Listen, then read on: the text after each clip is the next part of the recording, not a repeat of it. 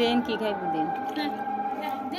রমজানে সবাই মিলে ইফতার করার জন্য নিজের হাতে সব আইটেম সাজিয়ে তারপর উপরে নিয়ে গিয়ে বসলাম।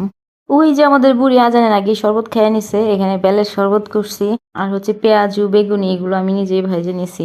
ক্যামেরার কারণে একটু বেশি কালার মনে হইতেছে, আসলে কিন্তু কালারটা এত বেশি না, এটা আমার মোবাইলের সমস্যা, খুব একটা ক্লিয়ার না। প্রথমে ফ্ল্যাশ না দিয়ে ভিডিও করছিলাম, কিন্তু ফ্ল্যাশ দেওয়ার পর ভিডিও করার পর আর একটু ক্লিয়ার হয়েছে। আমার ভাতিজি খুশিতে নাচানাচি করতেছে, আর আমার ভিডিও করে দেওয়ার মতো কেউ নাই, আমি সবার ভিডিও করে দিছি। আর এখানে আমি মুড়ি মাখায় নিতেছি, পেঁয়াজু বেগুনি আলুর চপ যেগুলো বানাইছি এগুলো সব একসাথে মাখায়। তারপর বুরিন্দা দিয়ে নিছি, আর বুরিন্দা আমি খুব পছন্দ করি মুড়ির মধ্যে, মিষ্টি মিষ্টি না লাগলে ভালো লাগে না। বুরিন্দাটা আমি বানাই নাই, আমি বানাইতে পারি বাট এবার আমি বানাই নাই, কিনে নিয়ে আসা হয়েছে। আর ছোলা বুট নিজের হাতে না বানাইলে তো ভালোই লাগে না, বাজারেরটা আমার একদমই ভালো লাগে না।